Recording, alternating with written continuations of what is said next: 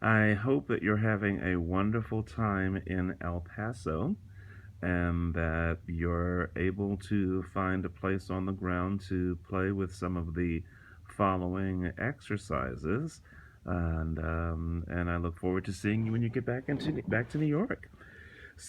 Let's start. Of course, you can pause this at any time, and so I won't be giving time for you to pause. You can pause now if you like, and then resume on the floor with a space around you so you can move around. And then, please, once you find yourself in a back lying position here, have both knees bent and bring the soles of the feet to contact the floor. And then begin to tilt both of your knees a little bit off to the one side and then tilt your knees back through center and go to the other side. And do this several times. Again, do this less than you can. Do a small action so you can feel what's happening in the hip joints, what's happening in the knees. And then once you've done that a few times, please pause with your knees in center and make a change. Once you're in this position, resting, Rashell, please glue the bottoms of your feet to the floor. So stop your feet from actually going anywhere. So the inner and outer border of each foot will stay planted fully on the floor. And then tilt your knees a little bit to the right and left and see what it is that you need to do inside the belly of each foot to stop the foot from going along for the ride. It's an interesting tilting action just below the ankle. So please make that a reality and go one way and then come back through center and go the other, tilting the knees gently side to side. And you'll know that this will limit your range, but it might clarify some things in the feet. You'll feel that you're doing some things in the feet, and also you'll feel perhaps more clearly what's happening specifically in the hip joints, and that this will resonate uh, somewhat up into the pelvis, but perhaps not as far as when you had your feet liberated. And then once you've done that, please pause and take a rest. Again, you can stop the recording at any time. And then liberate your feet from the constraints of keeping them glued on the floor and have your knees go once again side to side.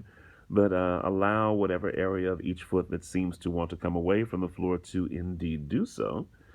And you'll find that even though the bottoms of the feet are somewhat flat in order to accommodate flat surfaces, that you can access the roundness of the side of each foot, the inside and outside, as the knees go side to side, and this will ask different questions of your feet. It might seem easier in the feet. It'll ask different questions of the hips and also of your torso as you go side to side gently. Nice. How far up yourself does this action echo?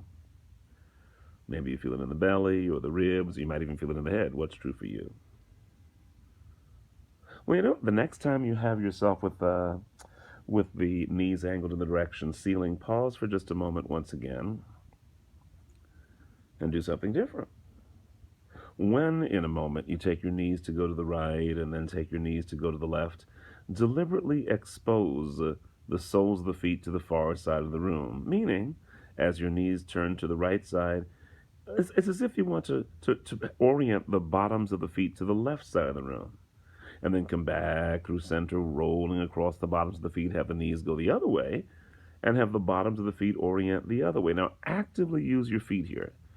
Coming back through center, continue with the process, going slowly one way and then the other, and feel that you're activating the muscles and bones in the feet that most of the time we just keep locked up or just stand on. And see how that you've got over 2 dozen bones, as you know, in each foot, and feel how they're moving in relation to one another. Those joints are reawakening, and see if there's something similar happening that's getting reawakened all the way up, maybe in the ribs. Who knows? You might find that as your knees go to the right, you can sense something in the left shoulder. As the knees go to the left, you can feel something in the right shoulder. Look for that. Excellent. And then pause and take a brief rest. And please bend both knees, bring the bottoms of the feet to contact the floor. And then press through the soles of the feet to lift the buttocks in the air a little bit, and then lower back down, and do that several times. And see where's the best place for you to plant your feet so that you can take them in the air, take the buttocks in the air, and then back down again. Yeah, planting the feet, and then take the pelvis in the air. Some of your lower, maybe your lower back or the lower ribs might come away from the floor. Feel the engagement of the buttock muscles. Nice. And then the next time you have the buttocks on the floor, pause and let's get a little fancy. Keep the soles of the feet in contact with the ground, but when in a moment you lift the pelvis in the air, think of the majority of the weight in your feet being in the heel. So, in other words, the right heel and the left heel will be really heavy on the floor, and the balls of the feet will rest just lightly. They'll still be on the floor. And then lift the pelvis once again in the air and lower it back down again. Do this at the tempo that makes sense for you. In the air and then back down. And feel the trajectory of force up through yourself. Not that you're forcing, not that you're pushing. You're listening to what's going on inside yourself when the weight is in the heels. It's a very specific trajectory up and then down. Then the next time you have the buttocks on the floor and you've explored that to your satisfaction, pause. And now, as you remember from our times in person, when you have the weight in the front half of the foot where the small bones are, they're the long, skinny bones in the front half of the foot. When you keep the weight there, those bones obviously are not designed like the big bone of the heel to sustain your weight. So you'll feel the difference as we now keep the weight in the front half of the foot with the heels very, very light. If you feel like you're beginning to cramp, take it out. Just stop. Obviously, with a cramp, you're going to stop. That's your body's signal to say, Rashell, thank you very much. Don't do that anymore.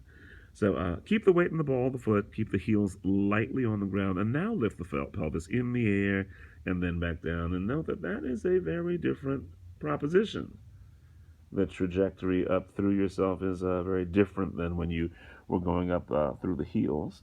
There you go, up in the air with the pelvis and down again. And then take a brief rest with the pelvis and buttocks on the floor. And then a brief rest so the feet stay in standing. Just to seal the differences in between the ball of the foot compared to the heel. One time when you take the pelvis in the air in a moment, have all the weight in the heel, the balls of the feet rest lightly. And then the next time, have the weight in the ball of the foot and have the heels rest lightly. So let's do that. One time, take the pelvis in the air with the weight in the heels and then come back down. And then the next time, come up in the air with the weight on the ball of the foot. There you go, up and then back down. Then once again with the heel. And then once again with the ball of the foot. And really feel that's just you're asking yourself completely different questions when you do this compared to that. And that might be interesting, but when you pause with both buttocks on the floor, see that that's also informing that when you now once again lift your pelvis in the air with the feet fully planted on the floor, weight the way you want to have it. Your body will tell you what to do. Keep the weight in the feet and then bring the pelvis in the air and notice how that's a much, much lighter. It's much easier. Great. Excellent. And then leave it, let that go, allow the legs to lie long and take a rest. And you can shut off the machine if that's enough for you. We're going to do another process before I let you go. Alrighty. So once again, place the bottoms of the feet in contact with the floor, and now have the soles of the feet on the floor. You're lying on your back, knees are bent towards the ceiling. Think of the balls of the feet and the heels, and choose one heel to take the weight, and the ball of the foot on the other side to take the weight. So there's a sense of the diagonal there. So you have the heel on one side and the ball of the foot on the other, fully planted. And then the other ball of the foot and the other heel, they're in the background. They rest lightly on the floor. They're on the floor, but they're resting there lightly. So the heel of one foot and the ball of the other. And then press through the heel of one foot and the ball of the other. Lift the pelvis in the air. And then come back down and say, whoa, okay, that's a very, woo, check that out. In the air and then back down. Notice your balancing, sense the wobbling that might be taking place. Feel all that. Feel all that. There you go. Excellent. And then the next time you find your pelvis is on the ground, pause. You let that go.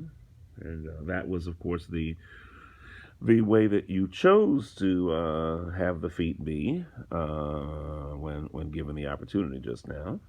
Well, what if you chose to have the feet be the other way and have the heel of the other foot fully weighted and the ball of the foot on the other side fully weighted? So the other heel now and the other ball of the foot are light.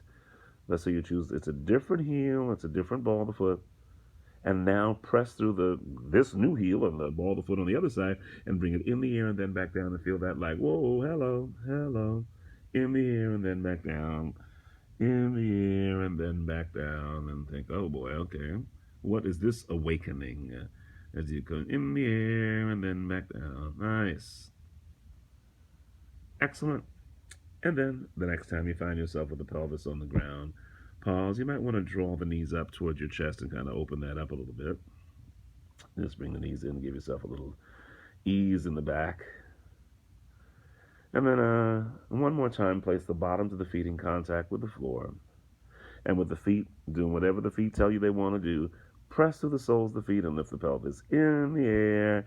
And then bring the pelvis back down again and just see how easy that is. It's just, all that information. It's almost like having learned grammar so that you can speak with eloquence. The grammar's kind of boring, but if you know how to put together the sentence, then it's like, oh, you can convey an idea and maybe make it even sound good. Excellent. The next time you find yourself with the buttocks on the ground, allow the legs to lie long. There you go, and take a rest in this position, and then whenever you're ready, roll to either one side or the other. Not yet. Roll to either one side or the other to bring yourself through side lying, side sitting. Then ultimately you'll bring yourself up as you know to do. With the feet on the floor, the weight of the pelvis will then drift over the feet, and you can bring yourself up into standing. Great. Let me know how this works for you, and I look forward to seeing you.